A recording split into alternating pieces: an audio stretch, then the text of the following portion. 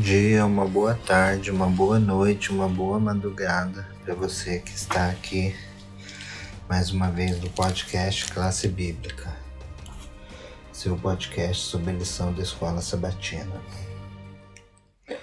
Estamos na lição 10 já, estamos caminhando para o final e eu queria ler um texto com você. A lição 10 vai falar sobre o servo sofredor. Vai falar sobre o Messias enquanto o servo sofredor. Nós vamos entender quem é esse servo dos capítulos 50 ao 53, mas nós vamos falar brevemente sobre isso. Eu queria ler Isaías 52, o 13 ao 53, 12. Umas partes assim. Eis que o servo procederá com prudência e será exaltado e elevado.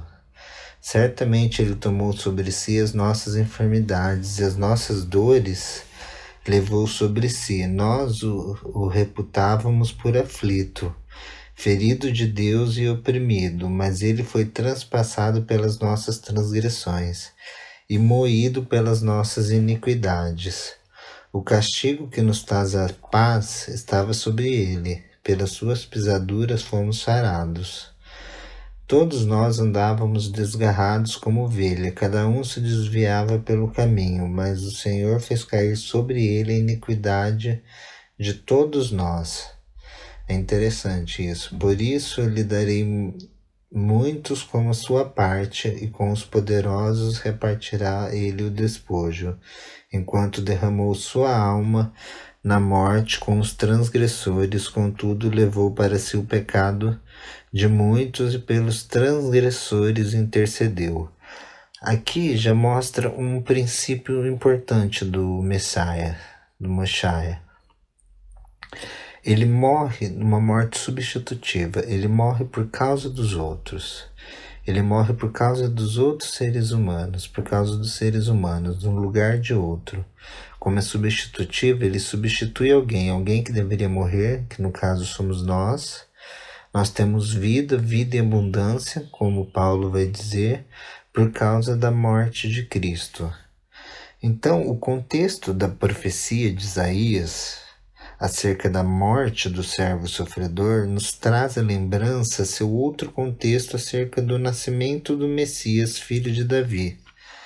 Ambas as palavras proféticas são dadas tendo como um background, um pano de fundo, um encontro entre o profeta Isaías e um rei judeu.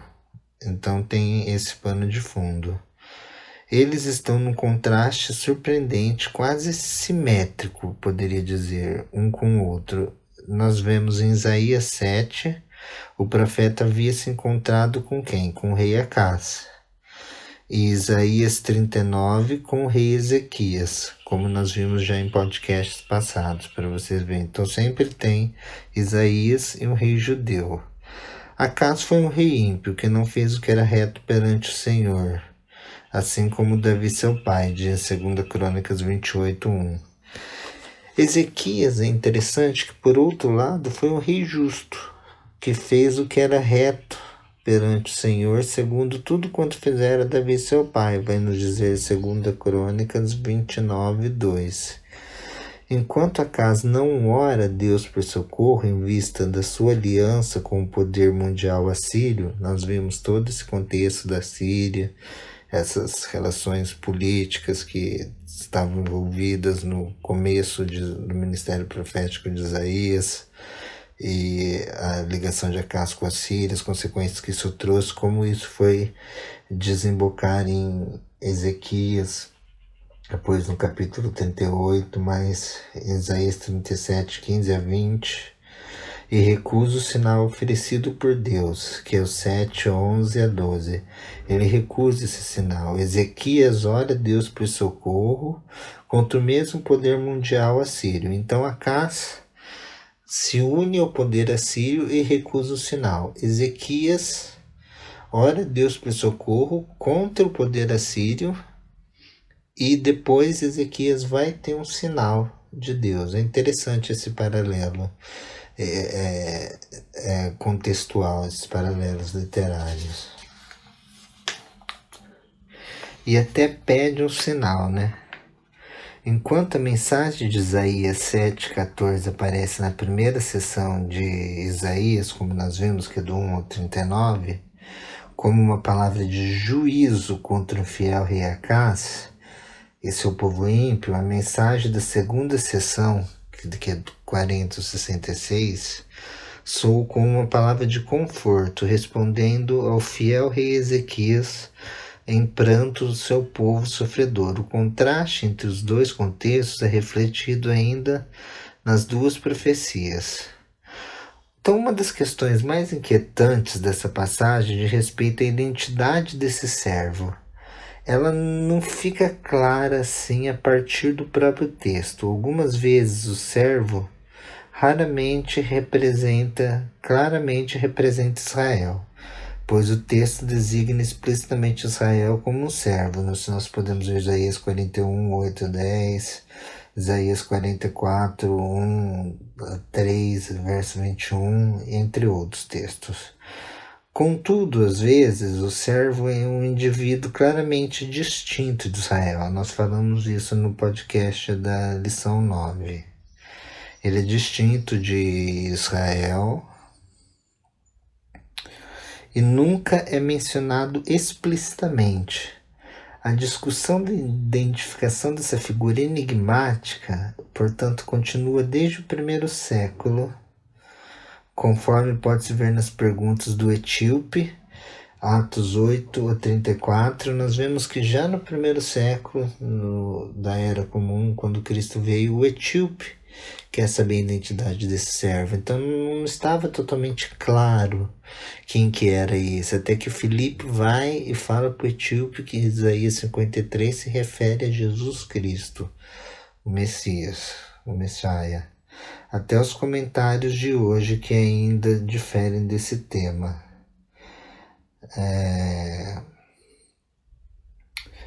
Vamos continuar. A questão mais importante que divide os intérpretes, então, é se o servo é um indivíduo ou uma entidade corporativa. Então, essa é uma questão que vai permear todo o texto.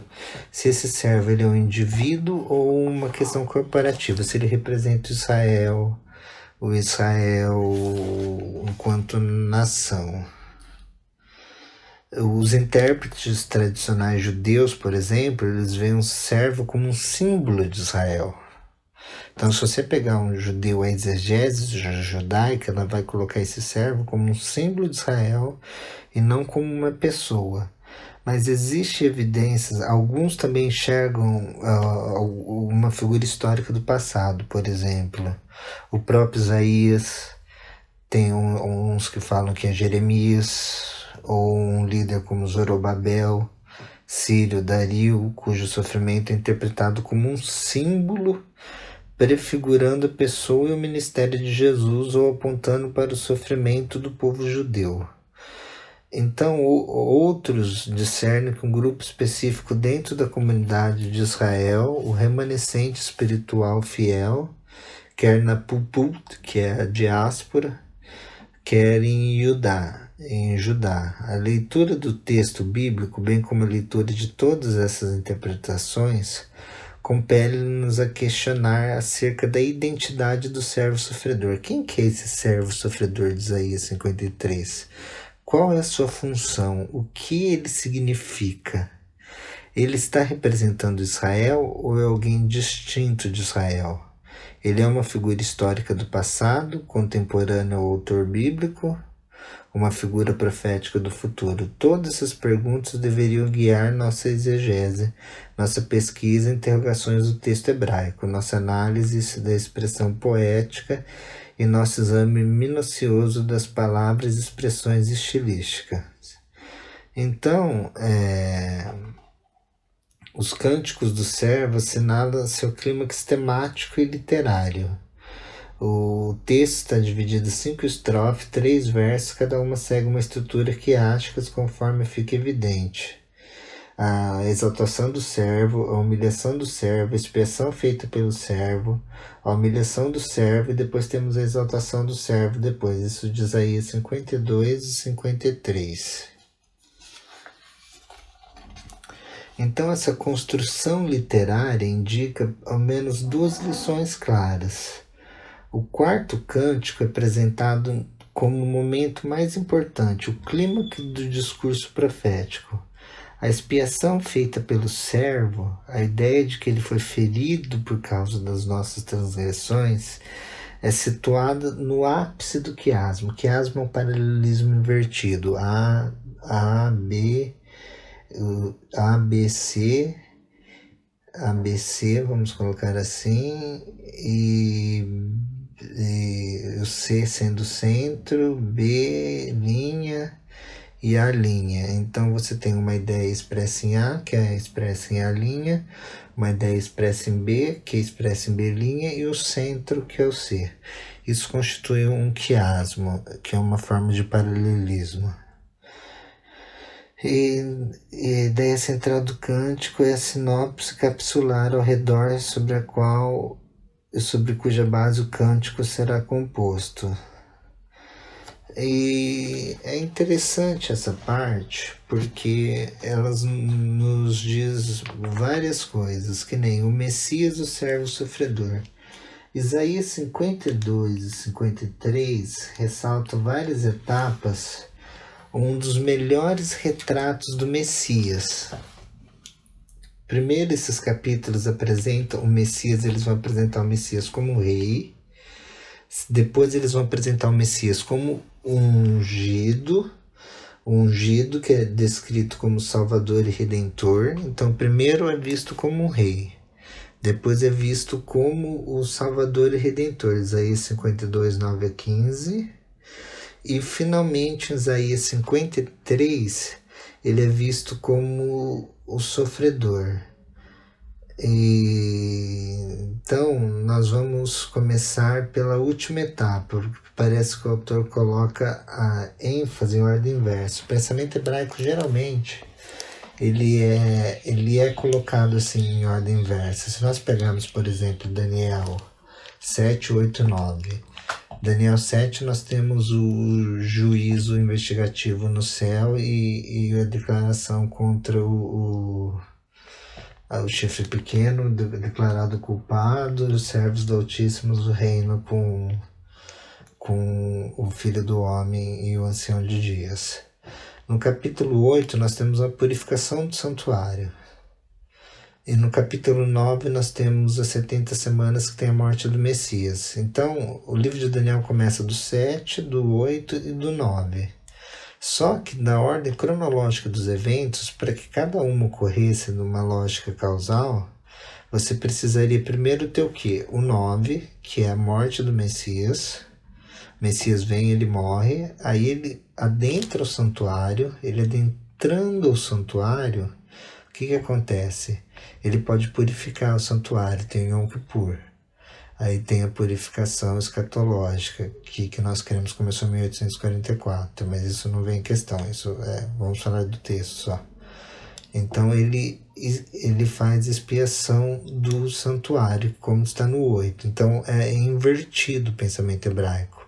E a partir do momento dele fazer a expiação do santuário, ele faz o juízo, que é no capítulo 7.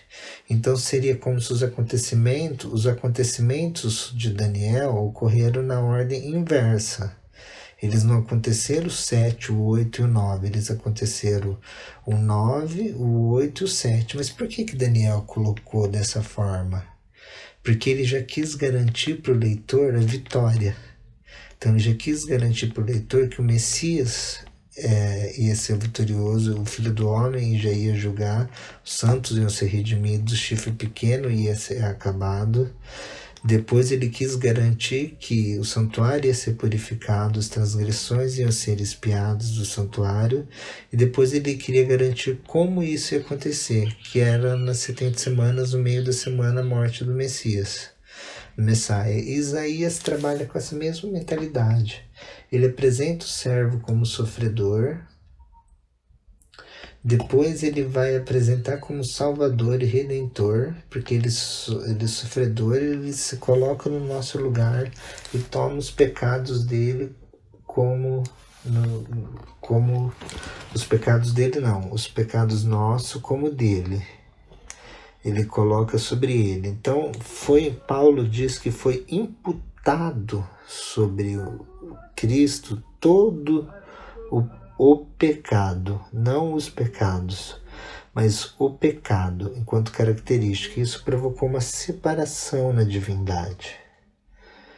Aí aí ele se torna nosso Salvador e Redentor, porque ele efetua esse plano da salvação. Ele é nosso Creator or Redeemer. Ele é nosso Criador e nosso Redentor, como da tipologia da aliança vai apresentar. E depois ele reina. Então, o Messias como rei. Então é interessante essa ordem inversa. E João, se nós abrirmos em João 12, 38 e 41, João já indica quem é esse servo, quem é esse Deus servo, se nós podemos dizer dessa forma. Que ele diz assim: Isaías disse isso porque viu a glória dele. João está se referindo a Jesus. E é interessante que quando João, nessa passagem, se refere a Jesus, ele está citando Isaías 6, que ele viu a glória de Jesus. Então, se nós pegarmos Isaías 6, nós vemos todo o santuário, todo o trono, Deus sentado no trono, e esse Deus que é apresentado no trono é Jesus, é correspondente da divindade de Jesus. Esse Deus que vai encarnar, vai se tornar humano e vai colocar sobre ele os pecados, o pecado da humanidade, o pecado em si, e para poder oferecer perdão para nós. É muito interessante isso. O cântico do servo de Isaías, em Isaías 52, vai enfatizar duas etapas do trabalho do servo messiânico. Após a expiação vicária feita pelo servo, a redenção do seu povo se tornaria possível. Então, somente após essa expiação, somente após a morte do servo sofredor, a redenção se torna possível. Antes desse servo morrer, antes da morte do Messias, a redenção não era possível, a redenção não tinha como acontecer. A partir do momento que o servo vem, o servo toma sobre ele as nossas transgressões. O castigo que nos traz a paz estava sobre ele. Sobre ele é colocado, imputado o pecado. As nossas iniquidades são colocadas sobre ele. A partir desse momento, ele paga o preço do pecado, que era nosso, numa morte substitutiva, e traz a paz para nós, e traz a redenção, o caminho da redenção. Ou seja, Jesus, ele proporciona na sua vida, querido ouvinte, uma segunda chance, uma segunda oportunidade. O ser humano pecou a primeira vez, se distanciou de Deus, mas Deus veio até o ser humano de novo. Deus veio até o máximo onde ele podia. Ele se transformou em humano, igual a nós, Deus homem, Jesus. E a partir disso, ele se fez um conosco, mas não um de nós. Vamos lembrar disso, ele era um conosco, mas não um de nós. Como diz Paulo, para poder nos dar a sua graça e para poder nos tornar a salvação disponível e a redenção disponível para nós. Que essa seja a nossa reflexão da lição dessa semana. Que Deus não apenas redimiu o seu povo da opressão, da aflição, da escravidão das nações estrangeiras, especialmente de Babilônia, e os traz de volta da sua terra natal, Jerusalém. Ele também envia Jesus Cristo, o Messias, como servo sofredor para morrer na cruz e redimir da escravidão do pecado seu povo e todos os seres humanos que o receberem. Um dia ele levará seus redimidos ao lar, então reinará para sempre. Que é como Isaías vai terminar. Nós estamos vendo que Isaías está caminhando para isso. Isaías apresenta a primeira parte, juízos, a segunda parte, o Messias, e vamos dizer assim, entre aspas, a terceira parte, Isaías nos guia para a terra restaurada, para essa nossa terra restaurada, onde nós vamos habitar com Deus aqui na terra para sempre, em paz, em honra e em glória. Que essa seja a mensagem que alenta o nosso coração, que nós possamos acreditar nesse Messias, nesse sacrifício que esse Messias fez por nós. E que você, ouvinte, possa levar essa mensagem para as outras pessoas. Primeiro internaliza com você e depois você vive essa mensagem, como eu também devo fazer isso, porque a essência do Evangelho consiste nisso, não em palavras bonitas, mas em viver o significado do Evangelho, como o próprio Cristo fez. O próprio Cristo não falou só que podia salvar, ele veio aqui, pagou o preço, sofreu, ele agiu. A ação é muito importante. Então, na ação nós conhecemos o caráter das pessoas. Na ação nós conhecemos o caráter de Deus. Pela ação nós vemos que Deus é amor. Pela ação que Ele fez por nós pecadores, nós vemos que Deus é amor.